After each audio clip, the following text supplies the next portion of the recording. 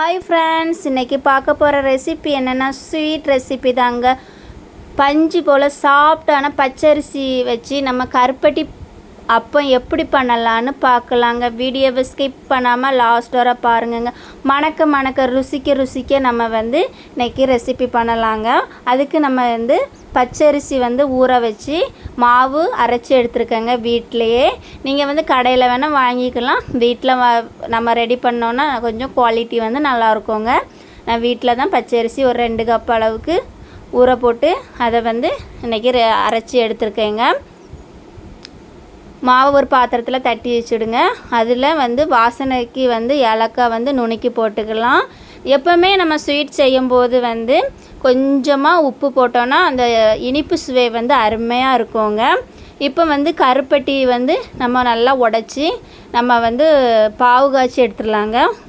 கருப்பட்டி நல்லா குவாலிட்டியான கருப்பட்டின்னு நினைக்கிறாங்க. உடைக்க முன்ன பெரும்பாடாகி போச்சுங்க. அந்த எப்படி சர்க்கரையெல்லாம் சேர்ந்துன்னா உடைச்சா டக்குன்னு உடப்பட்டுருன்னு நினைக்கேன். இது நல்லா குவாலிட்டியாக இருக்கும்னு நினைக்கேன். அதனால் உடைக்க கொஞ்சம் கஷ்டமாக இருந்துச்சு. அப்படியே தான் தெரிஞ்சுன்னா சொல்லுங்கள். கருப்பட்டியில் கொஞ்சம் அரை கப் அளவுக்கு தண்ணி ஊற்றி நம்ம பாயில் பண்ணிக்கலாம். அது சூடாகி அந்த கருப்பட்டி துண்டுகள் கரைஞ்ச அளவுக்கு நமக்கு பாகு கிடைச்சா போதுங்க.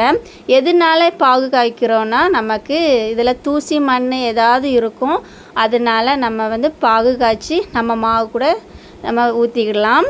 ஒரு அரிப்பு எடுத்து வச்சு நம்ம வடிகட்டி நம்ம மாவுக்கு தேவையான அளவுக்கு பாகை ஊற்றி கட்டிகள் வராமல் நம்ம கலக்கி எடுத்துக்கலாங்க. கொஞ்சம் கொஞ்சமாக தேவைக்கேற்ப நம்ம கருப்பட்டி பாகை போட்டு நல்லா கலக்கி வச்சுக்கலாங்க. நல்லா கலக்கிட்டு நம்ம அந்த மாவை உடனேவும் சுட்டுடலாம். இல்லைன்னா ஒரு அரை மணிக்கூர் வெயிட் பண்ணி சுட்டுக்கலாம். ஆனால் நான் மாவை கலக்கிட்டு உடனே சுட்டுட்டேன்.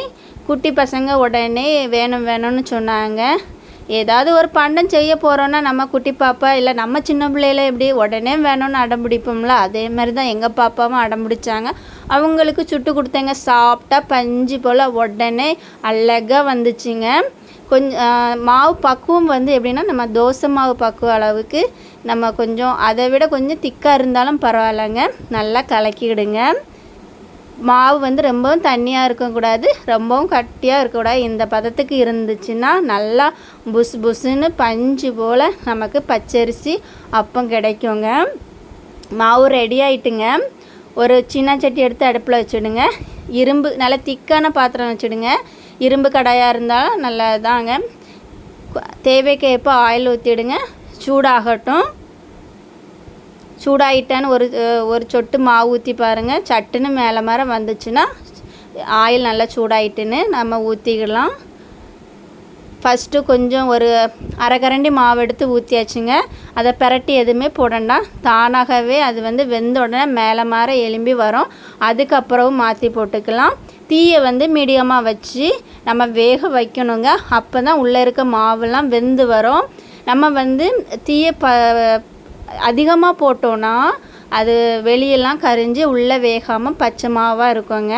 நல்லா பொறுமையாக எல்லா மாவையும் ஊற்றி நம்ம அப்பம் சுட்டு எடுத்துக்கலாங்க. நான் ரொம்ப பொறுமையாக தான் சுட்டேங்க. ஃபஸ்ட்டு கொஞ்சம் பெருசாக சுட்டேன். உள்ளே கொஞ்சம் பச்சை மாவாக தான் இருந்துச்சு. ரெண்டாவது கொஞ்சம் சின்னதாக கொஞ்சம் டைம் எடுத்து சுட்டு பார்த்தேங்க. அப்படி புஸ்ஸுன்னு சாப்பிட்டா பஞ்சு போல் அருமை சுவையோ சுவை.